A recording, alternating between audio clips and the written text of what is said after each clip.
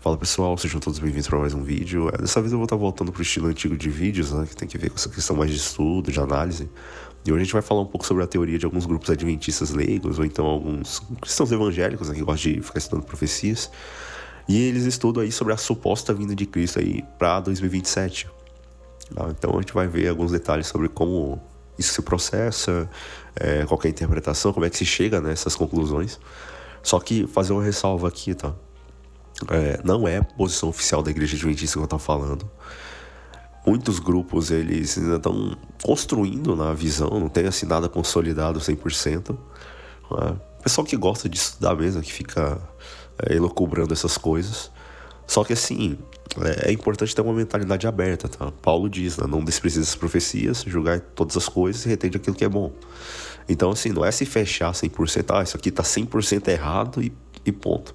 Muitas vezes é um pedido de ajuda até mesmo daqueles que estudam essas coisas para melhorar pontos, ou então ver alguns elementos ali que podem ou não ser contraditórios ou coisas assim, tá? Por mais absurdos que sejam falados, o interessante é simplesmente pegar e avaliar, tá? Outro detalhe é que não é uma posição que eu vá defender 100% também, e nem ser 100% contra, tá? A propagação dessas ideias. Agora a questão é a seguinte, é analisar. Então essa teoria aí da vinda de Jesus aí para 2027 não é uma posição oficial da Igreja Adventista, tá? O que acontece é que inclusive vários líderes vão em congregações e falam no alerta, só que aí se bate 100% contra o que está sendo colocado, entendeu? Principalmente essa questão de alerta, de alarme, né? Tá sendo alarmista e tal, e fora alguns pontos doutrinários ali que vão contra a propagação da própria ideia, tá? Então assim, é uma interpretação que circula em grupos independentes, tá? Geralmente ministérios leigos, tá? Até mesmo em redes sociais. E aí você vai tentar uma combinação entre datas ou fatores cronológicos da Bíblia, mais os textos da Bíblia que vão ancorar justamente essa visão, mais uma visão da Ellen White, então, que vai trazer essa analogia da semana de criação, tá? Então aí você tem uma costura feita entre esses detalhes, tá? Esses aspectos que vão então construir a forma de interpretação desse tipo de ideia, tá? De que Cristo volta em 2027. Então assim, o primeiro ponto que a gente poderia ver nessa questão, tá? São esses aspectos da semana milenar de 6.000 anos. Então vai ser a base principal da ideia, então essa questão da história humana espelhando 100% a semana da criação. Então muitos vão pegar aquele texto bíblico de Pedro, né, que para Deus um dia é como 1.000 anos e 1.000 anos é como um dia, e aí aplicam a semana literal da criação. Só que aí é que tá, né, porque o número ali já é literal, não tem nada de simbólico. O dia Yom, né, de período ali de 24 horas, é a semana literal da criação. Inclusive entra naqueles aspectos lá do pessoal que tenta conciliar a teoria da evolução, né, com a mecânica bíblica, né, da existência aí, nesse sentido da semana, porque não tem como você pegar esses 1.000 anos aí e transformar eles em eras ou em milhões de anos, só porque está escrito lá em Pedro que para Deus não faz diferença o tempo, tanto faz um dia, 1.000 anos um dia. Entendi? O próprio texto de Pedro também era alguma coisa literal, então já começa assim algumas críticas nesse sentido, tá? Você fazer uma comparação aí, uma analogia ou então uma transposição profética dessa questão de que 6 dias de trabalho, então, que Deus fez ali no mundo, equivaleriam então a 6.000 anos literais de história humana. Entende? Então assim, é até interessante. Esse cálculo até, né, foi feito por um bispo chamado Ussher, que ele datou lá a data de criação, né? Fez o cálculo matemático ali acerca da vida dos patriarcas e tal, e aí chegou no ano, acho que 4004 antes de Cristo, né? Que seria em tese a data oficial de criação. Mas isso daí também é muito discutível. Agora a questão é essa comparação, 6 dias de trabalho, 6.000 anos de história humana literais, e aí tu tem um dia de descanso, que seria esse sábado, equivalendo então a 1.000 anos de repouso então da Terra, que seria então um milênio bíblico, ou seja, o descanso da Terra por ocasião da volta de Jesus, tá? Então você tem esse ponto.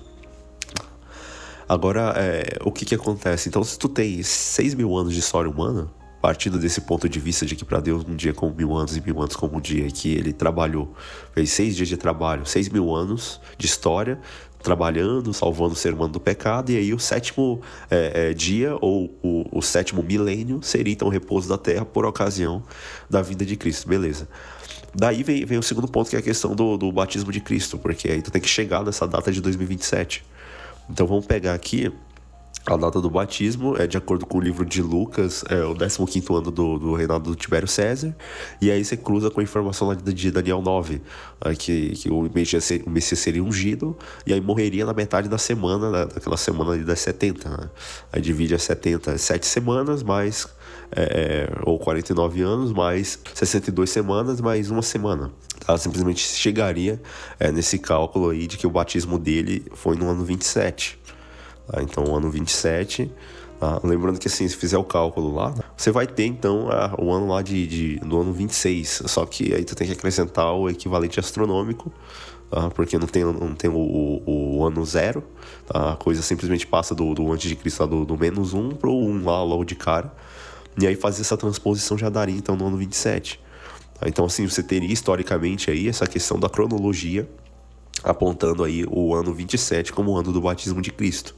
Então seria o ano do ministério público dele. Daí entra aquele versículo bíblico lá se não me engano, Lucas lá 4, que Cristo foi expulso da sinagoga, aquele episódio lá, de que ele leu o profeta Isaías na congregação, e aí foi expulso dela, simplesmente por ele ter dito que a escritura se cumpriu, né? Porque simplesmente o Espírito do Senhor estava sobre ele, que ungiu ele para pregar aos pobres, para libertar os cativos e tal, e apregoar um ano aceitável ao Senhor, que em tese seria esse ano do jubileu, ou seja, de libertação. Tá? Então assim, se você tem uma marca de 4.000 anos ali, fincadas e cravadas no ano 27, o que está para frente teria que ser 2.000 anos para completar os 6.000. E aí o cálculo matemático fica fácil de fazer depois. Então assim, a data inicial, o ano 27, depois o paralelo aí dos 2.000 anos. Então a teoria sugere que assim como houve cerca de 2.000 anos de Adão até Abraão, mais 2.000 anos de Abraão até o Messias, teria então 2.000 anos do batismo de Cristo até a segunda vinda. Tá? Então aí a conta fica fácil, é só pegar 27 depois de Cristo, somar mais 2.000, que dá 2027. Pronto, fechou. Aí você tem a interpretação de que Cristo vem em 2027. Tá? O mais interessante é porque em alguns grupos adventistas, né, eles vão aí adicionar o ponto aí da interpretação de Ellen White. Tá? Então esses grupos eles vão defender essa data citando frases da Ellen White sobre essa questão do conflito entre o bem e o mal durando 6.000 anos. E aí simplesmente reforça então essa visão de que esse paralelo, né, feito da semana de 6 dias de trabalho com 1.000 anos literais cada, dando 6.000 anos de história humana. Tá? Então assim, o que acontece? Qual que é o argumento deles? Eles vão pegar e simplesmente fazer afirmações de Ellen White, como por exemplo uma que ela disse que 4.000 anos haviam se passado, né, até a época de Cristo. Aí você soma com 2.000 ali na era cristã, juntando com o ano 27 do batismo dele, fechou. Aí você tem os 6.000 anos literais ali fechados. E aí a vinda de Cristo marcando o início do 7º milênio, que seria aquele sábado de descanso da terra. Entende? Ou seja, ele cessou o trabalho agora, nas bodas do Cordeiro, aí simplesmente descansa. O trabalho de salvação ele cessa. Tá? Porque agora os salvos já estão todos juntos, reunidos, aí todos indo às mansões celestiais no início do 7º milênio, que é essa questão da vida de Cristo. Tá? E aí simplesmente vão usando esses textos de Ellen White. Tá? A própria Ellen White também usou expressões variadas, né? Cerca de, quase, ou mais de 6.000 anos. Então não era um número 100% redondo, aí entra a crítica, né, em cima dessa visão deles. Que de fato se não tem uma expressão precisa, né? Porque ela fala cerca de, quase ou mais de 6.000 anos, né? Não é uma cronologia matemática exata, né? Cerca de previsão do fim. Tá? Agora a questão é que, indo lá no texto de Lucas, né, quando ele fala que vai apregoar o ano aceitável ao Senhor, muitos entendem que esse ano aceitável ao Senhor seria então esse ano de libertação, que aí tem que ver com o jubileu. Entendeu? O ano do jubileu lá do Antigo Testamento é justamente o ponto em que tudo volta para o dono original. Então se a terra estava entregue às forças malignas, tem que retornar ao dono original. Não foi nem aquele que perdeu. Então assim, alguns desses grupos eles tentam encaixar esses 2027 anos dentro desse ciclo do jubileu, quer dizer, um período de 50 anos descrito lá no livro de Levítico, argumentando então que 2027 seria então o ano de libertação final. Então esse ponto aí é interessante, que você tem então essa construção feita a partir então dos textos da Bíblia, mais essa visão sacramental, né, acerca do batismo de Cristo no ano 27, Lá o texto de Isaías e Lucas, né, que vão apontar aí essa pregação do ano aceitável ao Senhor, e esse vínculo agora ao ano do jubileu, como o ano de libertação final, que seria então esse sétimo milênio, o finalzinho então desse período, que culminaria então na volta de Cristo para 2027. Tá. Agora, por que a Igreja Adventista oficial, né, por que ela rejeita essa teoria se assim, até então os dados cruzam, você tem uma certa lógica, entende? Dentro dessa questão, né? Óbvio que desconsiderando outros textos e tal, mas só que por que a igreja ela simplesmente é contra, tá? Inclusive vários pastores, né, eu já vi, eles vão nas congregações e aí eles alertam, tem uma teoria tal e explicam de forma errada a teoria, né, muitos deles. Porque aí o que acontece beleza, se tu vai ser contra algo, pelo menos tem que falar aquilo que o outro lado tá explicando de forma 100%, né? Então, assim, muitos não querem fazer propaganda ou então alguma coisa assim, aí eles não falam tudo que deveria ser falado, né? Porque se você vai ser contra uma posição, você não pode só argumentar aquilo que você quer tornar evidente como errado, tá? Então, o que vai acontecer? A igreja, ela se baseia profundamente nessa iminência da volta de Jesus, só que ela vai usar muito o texto lá de Mateus 24:36, acerca daquele dia e hora ninguém sabe. Então, assim, beleza, ninguém sabe, nem os anjos do céu, nem o filho, senão o pai. Então vai estar escrito lá basicamente isso. Alguns interpretam que essa parte aí não seria aplicável à volta de Cristo, tá? Mas ao fechamento da porta da graça, de acordo com o Apocalipse 22:11. Então, as principais críticas dessa teoria de 2027 aí seria o quê? Primeiro, Ellen White não utilizava termos exatos, que nem eu mesmo mencionei, cerca de, assim, por quase cerca de 1.000 anos, ou 6.000 anos, 4.000 anos e tal. Não tem uma expressão exata do número, fora a imprecisão histórica, porque não tem um consenso absoluto sobre o ano exato da criação. Tem lá aquela data lá de 4004, lá do Ussher, mas aí é um outro contexto, né? O cara, se não me engano, ou era medieval, da era moderna ele, lá. E assim, uma imprecisão histórica, esse cálculo de 6.000 anos aí torna-se meramente algo especulativo, né? Porque inclusive tem esse texto de Mateus 24:36 que aponta outra direção. O risco de desapontamento, porque se de fato se chegar a essa conclusão de bater 100% o martelo na cerca do número lá de 2027, né? E ele não vem, aí tu tem então esse risco de desapontamento, né? Quer dizer, a história adventista ela já tem um grande desapontamento em 1844 por erro de eventos. E aí a liderança entende que marcar datas vai gerar fanatismo, depois apostasia, né, se acontecer alguma coisa e ele não voltar de fato. Entendeu? Embora, na minha visão, seja plenamente possível a volta dele em 2027, dada a questão circunstancial do mundo. Então, uma decisão aí pode alterar tudo, seja de algum presidente, por exemplo, um presidente americano ou alguém realmente relevante, profeticamente falando. Uma decisão pode alterar o cenário em segundos, entendeu? Dada a conectividade, a globalização, né, do mundo e etc. Então você tem esse ponto que um mexer de uma peça pode alterar todo o tabuleiro, todo o cenário. A questão da liderança da igreja também, entender que essas datas elas geram essa questão de apostasia, quer dizer, se não acontece, então o povo descrê. Fora também o foco errado, né, que muitas vezes alguns cristãos vão oferecer, porque se Jesus voltasse hoje, em vez de relaxar, né, as pessoas iriam simplesmente buscar uma preparação forçada, né? Não seria uma coisa por amor, mas uma coisa simplesmente para cumprir tabela. Então, assim, fora quebrando, né, esse argumento todo de que o dia do Senhor viria como ladrão, ou mesmo essa questão aqui de Mateus, né, como foi citado.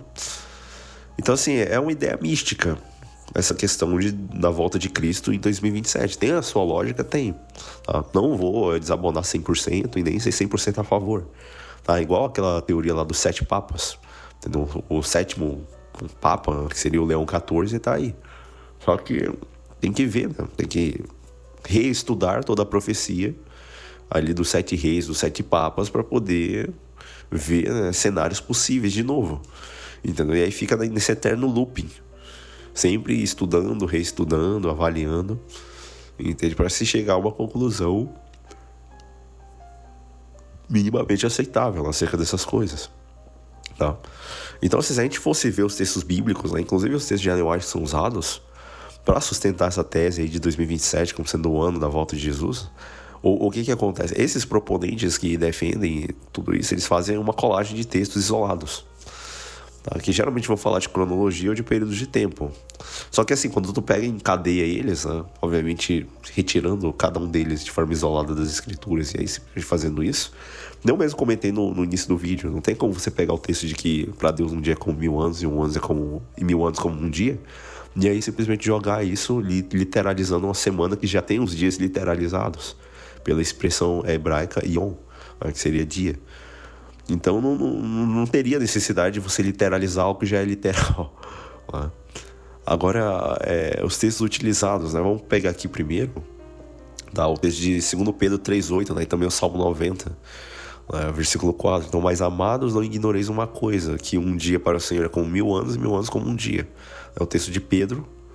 E aí depois, essa questão da interpretação, argumentando que se Deus criou o mundo aí em 6 dias e descansou no 7º, logo, fazendo a transposição aí dos 1000 anos como um dia e um dia como 1000 anos, você tem 6.000 anos de trabalho divino para salvar do pecado e 1000 anos então de descanso no céu. Curiosamente, vamos pegar lá Apocalipse 20, que fala a questão dos 1000 anos, pegaram e reinaram com Cristo os 1000 anos, e aí vão trazer isso para dizer que é o ano sabático, ou o milênio da paz no céu, mencionado em Apocalipse 20. Entendeu? Onde Cristo vem, busca os seus e aí eles reinam 1000 anos, que seria então esse 7º milênio de descanso, tá? Que vai se juntar a esses 6 dias, ou 6.000 anos, mas finalizando, totalizando. A questão do terceiro dia lá de Oséias 6:2 também vai ser uma base bem utilizada, porque fala assim: depois de 2 dias nos dará a vida e ao terceiro dia nos ressuscitará e viveremos diante dele. Para os grupos que defendem essa ideia da vinda de Cristo em 2027, esses 2 dias aí seriam 2.000 anos, entendeu? Que se passam desde a primeira vinda de Cristo, entende? Então assim, seria do ano 27 até 2027, tá? E o terceiro dia seria então esse milênio, que começa então com a segunda vinda, ou seja, o 7º milênio, tá? Fora também a questão do batismo e unção, que vamos pegar aí Lucas 3:1 e também o 22, o versículo 22 até o 22, dentro do capítulo 3. Quer dizer, a data histórica do batismo de Cristo para o 15º ano de Tibério César, 27, como marca inicial da Era da Graça. Ou então a última etapa da humanidade, que teria então essa soma de 2.000 anos, ou seja, 2 dias proféticos que se aliariam a esses 27 anos, aí fazendo o cálculo, 2.000 anos mais 27, 2027, tá? Então essas seriam assim as bases bíblicas, né? Mas assim, textos isolados, muito provavelmente tirados de contexto, porque assim, são aspectos literais, né? Tu tá pegando uma semana literal de criação e aplicando uma outra literalização em cima, tá? Essa questão do batismo aqui, ela vai estar certa, tá? No ano 27, né? De acordo com a profecia de Daniel 9, tá? Que fala das 70 semanas. Só que o ponto é tu pegar uns 2.000 anos ali exatos e aí somar eles, né? Aplicar isso à vida de Cristo. Dentro dos textos de Ellen White também se encontra uma certa base para esse tipo de teoria. Por exemplo, essas questões que ela vai pegar e fazer essa analogia aí dos 6.000 anos e tal, lembre que não tem, ela não está usando expressões exatas, né, de que seria de fato dessa forma. Então ela vai mencionar a duração do conflito entre o bem e o mal em diversas vezes e colocando essa data aí de 6.000 anos. Então pega lá o grande conflito na página 659, lá está claramente escrito ali que durante 6.000 anos a obra de rebelião de Satanás fez tremer a terra. Então durante 6.000 anos. Durante 6.000 anos o cárcere de Satanás na terra recebeu o povo de Deus e ele teria retido o cativo para sempre, não fora Cristo ter quebrado as suas cadeias. Tem toda uma linguagem aqui de libertação, né, que vai envolver inclusive esse dia do jubileu. Por isso que tem uma certa lógica, né, lá, a teoria. Lá no livro Desejar de Todas as Ações, na página 413, ela também vai falar essa questão. Mas o grande plano da redenção resultará em trazer de volta o mundo a favor de Deus plenamente. Tudo que se perdeu pelo pecado é restaurado. Não somente um homem, mas também a terra redimida, né, tudinho, né, para ser a eterna habitação dos obedientes. Durante 6.000 anos, Satanás seria lutado para manter a posse da terra. Mais uma vez, o proprietário perdeu ali e tal, e o jubileu vai fazer recuperar. Então, óbvio que eu estou fazendo a aplicação aqui do jubileu, vai estar escrito aqui literalmente, né? Só que tem uma certa lógica, tá? Outra questão lá no Spirit of Prophecy, né? O Spirit of Prophecy, volume 4, na página 156, né? Que fala ali que é mencionado que quando Cristo veio pela primeira vez, o conflito já durava 4.000 anos. Aí pega esse texto de Ellen White, dando então essa interpretação. Então, se no Éden, até a primeira vida, você tem 4.000 anos, conforme diz o texto, aí na página 156 do Spirit of Prophecy, se já passou 4.000 anos, resta o quê? 2.000. E aí você completa os 2.000 anos a partir da data do batismo de Cristo, que é quando você tem esse marco aí do suposto ano do jubileu, te apregoar, né, o ano aceitável ao Senhor e etc. Só que aí tem que fazer os contrapontos, né? Então, por exemplo, é importante notar que os grupos eles ignoram outras falas de Ellen White que servem como freio para justamente interpretações que vão tentar literalizar tudinho. Então, essa questão de tempo, né? De acordo com o Mensagens Escolhidas, volume 2, na página 84, é dito lá claramente que sempre haverá na igreja movimentos espuros e fanáticos feitos por pessoas que pretendem estar sendo guiadas por Deus. Pessoas que concorrerão antes de serem enviadas e que marcarão dia e hora para o cumprimento de profecias não cumpridas. Entendeu? Dia e hora. E aí que entra essa questão, né? Porque tá indo contra o texto lá de Mateus. Acerca daquele dia e hora ninguém sabe. Nem os anjos do céu, nem o Filho, senão o Pai. E uso de termos aproximados, só que dando uma conotação de algo factual, pontual, totalmente exato. Então, em vários manuscritos, essas expressões de cerca de, quase 6.000 anos, entendeu? Para os historiadores da própria igreja, é prova de que ela não estava fornecendo uma fórmula matemática. Mas é só uma cronologia comum para o pessoal ter uma ideia, tá? Em especial a cronologia do próprio Ussher, que eu citei aqui, dessa questão do ano 4004, lá antes de Cristo, que foi a data que ele calculou, fazer um cálculo generalizado da vida dos patriarcas e tal. Aí chegou-se a essa conclusão do ano 4004 antes de Cristo como sendo o ano fundamental da criação, tá? Então, assim, basicamente grupos eles vão utilizar isso, né, esses manuscritos, para validar, né? Só que tem essas ressalvas. Então, geralmente, assim, o que foca? Eles focam muito numa matemática precisa ali, quando tu tem termos que não vão nessa direção. Então, a teoria adventista clássica hoje, ela defende que o tempo ele foi encurtado, né? Então, o atraso na volta de Jesus se deve não necessariamente à questão de tempo cronológico, mas a uma questão de preparo mesmo. Entende? Mesmo porque a própria Ellen White, em alguns manuscritos, ela vai deixar claro que Cristo poderia ter vindo em 1888 se a mensagem de justiça pela fé de Jones e Waggoner tivessem sido aceitas. Entende? A lei dominical naquele ano já estava quase passando, né? Lembrando do senador lá do H.W. Blair, né? Que é o que iria votar a lei dominical. Já tinha leis dominicais lá nos Estados Unidos naquele período. Então era só sancionar ali a lei geral, né? Inclusive o filho dela, eu acho, estava preso por ficar tentando ensinar as pessoas no sábado. E aí era complicado, né? Então, assim, já tinha um cenário pronto ali com uma lei dominical, simplesmente o povo aceitar, se preparar e ele teria voltado. Simbolizando Cades Barneia, né? O tempo moderno, digamos assim. Agora, o que acontece? O povo não se preparou e aí não veio. Inclusive a gráfica lá deles foi queimada um tempo depois. O próprio anjo foi lá, desceu e queimou porque estavam propagando coisas que eram contrárias à doutrina bíblica conforme ensinada, né, diretamente por meio do estudo e confirmada por meio das visões da Ellen White. Pelo menos dentro do que se considera. Agora, assim, esses grupos aí que defendem esse ano de 2027, tem que ver essa questão da matemática aqui, porque os termos não são precisos, tá? E a teoria adventista clássica, então, considera esse tempo encurtado. Tá? Então, a falta de preparo é que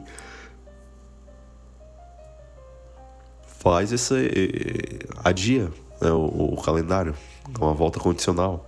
E tem também aquele texto que até mesmo a teologia tradicional da igreja ignora, entendeu? Inclusive pregam muito contra, né, que é o livro lá do Parábola de Jesus, acho que é a página 29, né, que Cristo aguarda com fremente desejo a manifestação de si em seu povo, né? Quando o caráter de Cristo for perfeitamente reproduzido em seu povo, então ele virá reclamá-los como seus.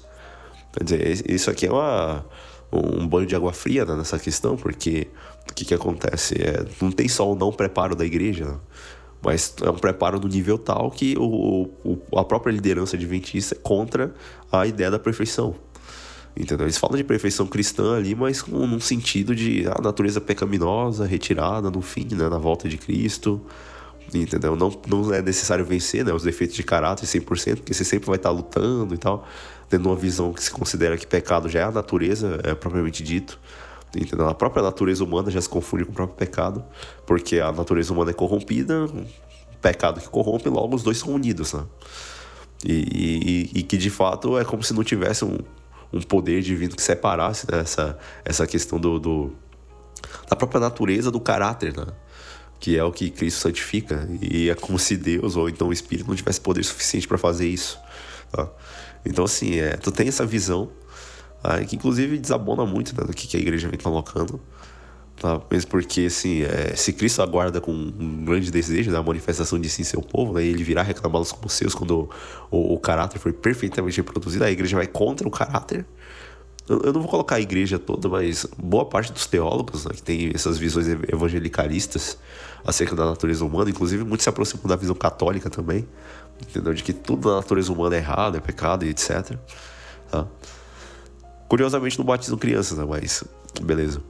Então assim, essa teoria, ela não se pode dizer que ela não faz 100% sentido, tá?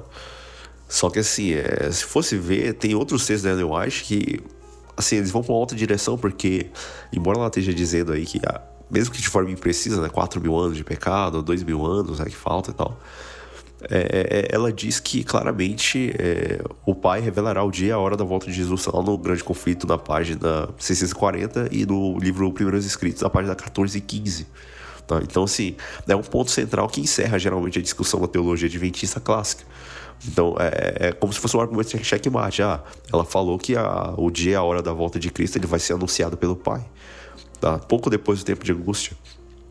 Então, isso daí vai totalmente oposto a essa questão de marcação de datas. Porque isso aí vai corroborar com a ideia de que Cristo de fato não sabia nada, entendeu? Que o que ele falou lá em Mateus 24, que acerca daquele dia e hora, ninguém sabe, nem os anjos do céu, nem o Filho, quer dizer, nem ele sabia, senão o Pai. Entende? E aí, juntando lá com o Apocalipse, a revelação de Jesus Cristo, a qual Deus lhe deu, né? Por que Deus ia dar uma revelação se ele já sabia? Entende? E aí entra essa questão de hierarquia da divindade e tal, vendo essa questão então de que Cristo ele não estava mentindo ao dizer que ele não sabia, tá? Porque agora, dentro do texto de Ellen White aqui, ela está confirmando que o Pai é que vai revelar o dia e a hora de Cristo, da vinda de Cristo, lá em Primeiros Escritos, página 14 e 15, e Grande Conflito 640. Então o que acontece? É o argumento de checkmate, tá? Não é para marcar datas nesse sentido de evento, porque o próprio Pai vai falar o dia e a hora, tá? E o conhecimento humano ele está muito sobrepujado, né, em relação à revelação divina. Quer dizer, se o próprio Deus vai revelar, por que o ser humano vai se matar para marcar datas? Não faz sentido. Então a revelação é direta, né, pela voz de Deus, né? Tanto em Primeiros Escritos quanto no Grande Conflito.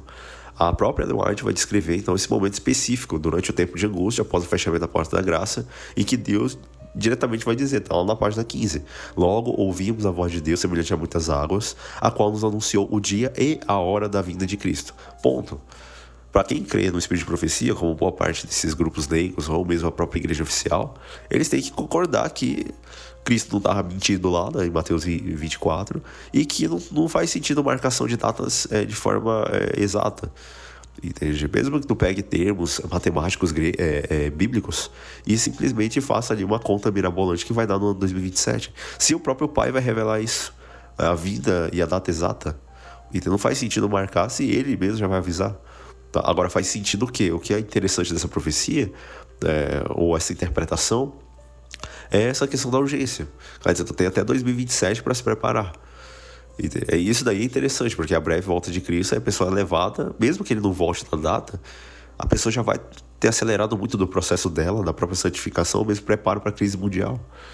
Entende? Nesse sentido de apagão econômico, ou mesmo essas crises que tem que ver com essas big techs, essas empresas que vão estar controlando por meio de assim, o controle populacional, o chip, a marca da besta lá, entendeu? Então a pessoa ela estaria em movimento por ocasião do alarde dessa questão de 2027. Só que ainda que ele não volte, como está sendo colocado, a pessoa já estaria se preparando. Então assim, logo ouvimos a voz de Deus semelhante a muitas águas, quando nos anunciou o dia e a hora da vinda de Jesus. Tá? E aí o que acontece? Se o dia e a hora vão ser anunciados num evento futuro sobrenatural, inclusive com a lei de Deus aparecendo no céu, né? Tem lá a descrição do Grande Conflito, não. Porque um cálculo matemático feito por seres humanos hoje, ele seria considerado digno de crédito. Entende por quê? Seja assim feito em 2027, 2031 e etc., por definição seria um cálculo prematuro e totalmente equivocado. Porque a informação que o próprio Deus daria poderia ser altamente diferente. tá? Fora o conflito entre o cálculo e o anúncio, entendeu? Aqui tem que colocar um pouco do pé atrás, né, em cima dessa teoria, porque de fato muitos grupos que defendem o 2027, eles tentam harmonizar isso dizendo que o que Deus vai anunciar é o instante exato, o minuto e a hora. Só que lá está escrito dia e hora, né? E assim, o ano, eles falam que o ano já estaria revelado nas profecias, né? Só que, no entanto, a frase de Ellen White é abrangente. É o dia e a hora. Entendeu? Então, até mesmo no escrito número 10, lá de 1898, vai deixar muito claro ali, ó, que não deve haver nenhum anúncio de tempo. Ela mesma escreve, né? Tá escrito. Não deve haver nenhum anúncio de tempo por qualquer pessoa, a fim de que os corações dos homens não se tornem descuidados. Então, o que ela tá falando aqui? Vocês não podem ficar fazendo datas da volta de Cristo, porque vocês estão incentivando as pessoas a serem descuidadas, a fazerem preparo por medo e não por amor, né? Como é que tá previsto na Bíblia. Então, assim, vai estar tornando o coração das pessoas, dos homens, descuidados, porque eles vão pensar que a vida de Cristo, tá para 2027, eu tenho algum tempinho ainda para curtir, ou para fazer alguma coisa assim, e aí não se prepara de forma verdadeira, entende? Vai se preparar por medo, ou então para cumprir tabela, alguma coisa assim, tá? Fora a fragilidade da cronologia, porque 6.000 anos é uma régua exata, só que ninguém sabe ao certo como se começou a contar, até mesmo o cálculo lá do Ussher pode estar errado também, entendeu? A questão da queda e do ano zero da criação, tá? Só que não se sabe quanto tempo Adão e Eva viviam antes do Éden, pré-queda, tá? E fora também a questão do calendário também, que é outro problema, porque o calendário atual é como o calendário gregoriano, e o calendário judaico, ele fica corrigindo toda hora, entendeu? É o calendário lunisolar, tem que ficar mudando, entendeu? E um erro de 5 ou 10 anos faria uma grande diferença, tá? Então, assim, se tu se perder aí, tivesse um erro aí de 5 ou 10 anos de registros, já derrubaria totalmente a teoria, tá? E principalmente a matemática toda envolvida. Então, assim, se for comparar a perspectiva, né, a visão proponente aí de 2027 vai em contraposição à visão adventista clássica. Então tem uma tipologia de 6.000 anos e 2.000, tá? E aí o sétimo seria, então, a vida de Cristo. E a interpretação oficial da igreja, que é baseada só em Mateus 24:36. Tá? Ninguém sabe o dia, embora, se eles realmente acreditam em Ellen White, eles têm que concordar que Deus vai revelar o dia e a hora da volta de Cristo. Isso num futuro próximo. Tá? Na visão comparativa dessa questão, então, se considera o tempo como um dado profético a ser descoberto, e o foco da data do ano 27 como sendo marca inicial irrefutável para a contagem, então, desses 6.000 anos, tá? Ou melhor, desses 6.000 anos não, dos 2.000, tá? O finalzinho.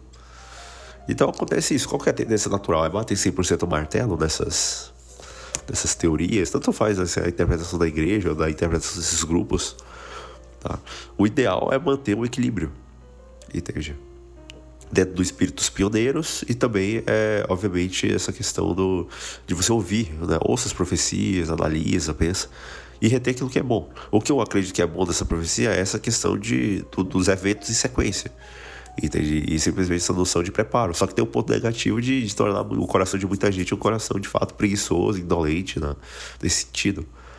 Agora, o essencial é seguir Paulo, né? Ouvir de tudo, reter o que é bom, tá? Muitas profecias da Bíblia são condicionais, tá? Então isso daí é um ponto fundamental. Você não pode bater 100% o martelo, porque é condicional. Então, no caso da vida de Cristo, ele aguarda aí a manifestação do caráter perfeitamente, tá? Então, exemplo do clássico de Jonas lá, ele pregou uma data exata. Daqui a 40 dias, Nínive vai ser subvertida. Só que a profecia não se cumpriu, porque o povo se converteu. Tá? No Adventismo, existe a ideia aí de que a vida de Cristo ainda pode ter ocorrido antes, né? Mas ela foi retardada. Ela poderia ter acontecido em 1888. Só que é retardada por quê? A negligência do povo, tá? E pode ser apressada pelo preparo do povo. Então tem essas variáveis, tá? O valor do despertamento, mesmo que a data de 2027 ela passe, tá?